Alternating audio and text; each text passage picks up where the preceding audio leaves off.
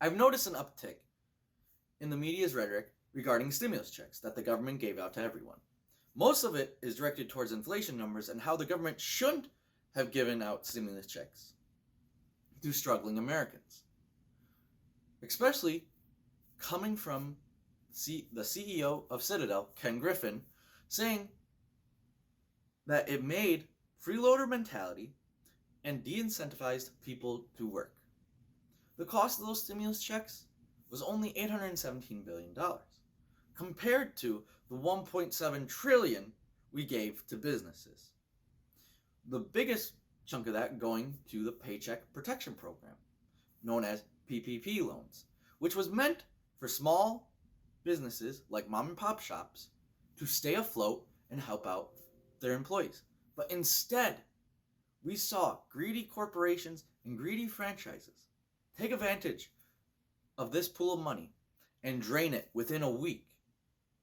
So mom and pop shops didn't get the funds they needed. Instead, these corporations and franchises that were already doing just well enough got even richer. And rather than helping out their employees like they should have done by keeping them working or by offering other benefits, they took that opportunity to enrich themselves by either buying back stock or by giving themselves massive bonuses. It's not the stimulus checks that's the problem, or the fact that these corporations did this. It's the problem that the American government stood idly by and allowed this to happen. Not to mention, we saw countless hospital CEOs getting massive bonuses. Well, that's because they had $482 billion given to them by the federal government. And one does not need to jump so far to think, oh, they dipped their own hands into that pool to enrich themselves. And that's what I believe they did. Not to mention, most of those funds didn't go to poorer urban or rural hospitals, but went to wealthier hospitals. So those poorer hospitals didn't get the help they needed.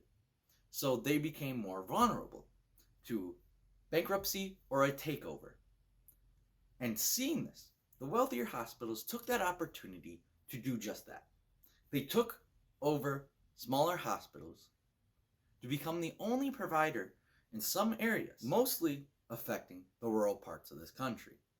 Or maybe it's the fact inflation is so high, is for the fact the Federal Reserve printed 80% of all US dollars existed in 2 years to help out Wall Street, their friends and business partners on Wall Street known as the elites.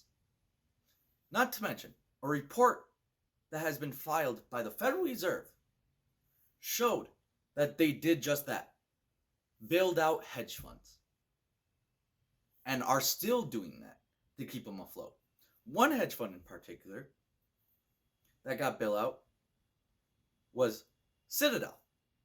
Ken Griffin, the man who said that it created a freeloader mentality when the government gave out handouts. So it's okay for him to take a handout and leech off taxpayers. But when the taxpayers actually need help, it is bad for us to do so.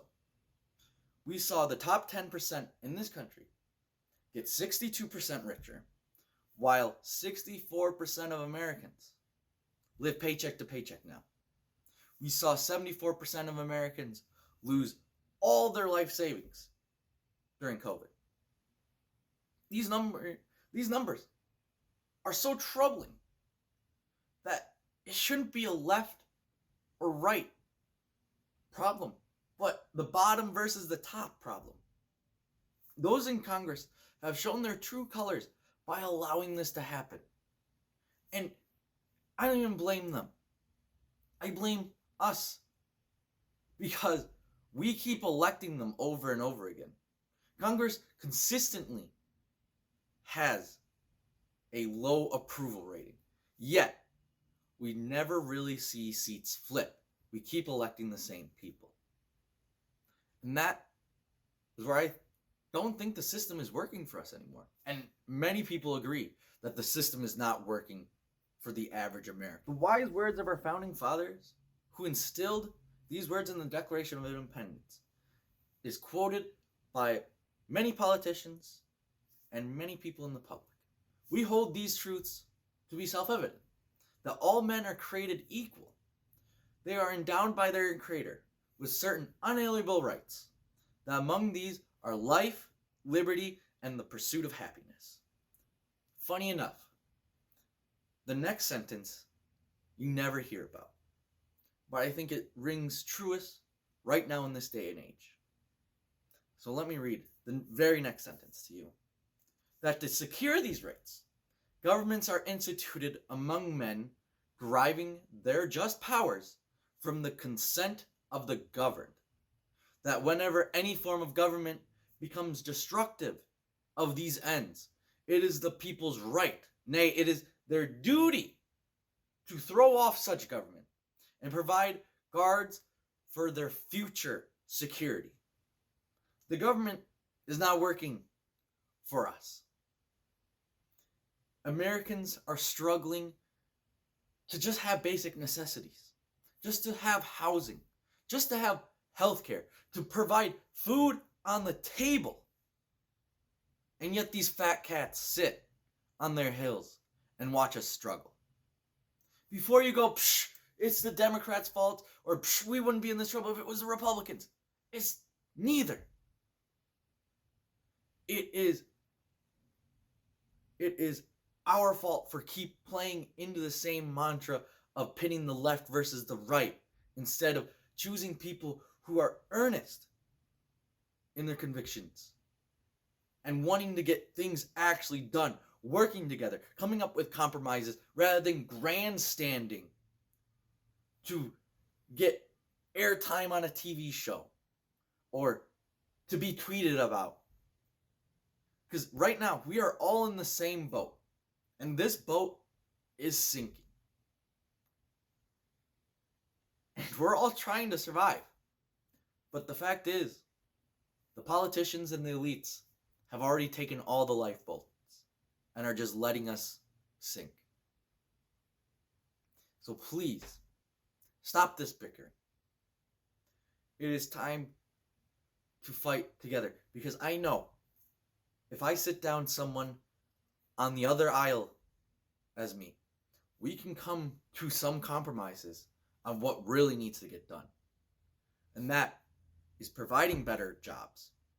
Not just the quality of jobs, but the wage you get.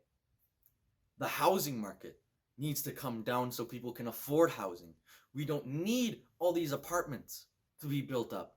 Sure, some people do want to live in apartments, but most Americans want to live in a house that they can call their home. And on top of that, we need to fight healthcare. We hear it every cycle. Oh, if you elect us, we'll get lower healthcare. We'll do this, blah, blah, blah. It never happens because both parties are paid for by healthcare. It is time to start electing people who will actually do what they say. We need people who will stop caring about the dollars in their bank account and start caring about the dollars in your bank account to represent us. No longer do we need to bicker. Sure, there are some key differences on both parties, but majority of us agree. Healthcare, housing, food, and jobs are the major four that need to get achieved. No more grandstanding. No more excuses. Get it done.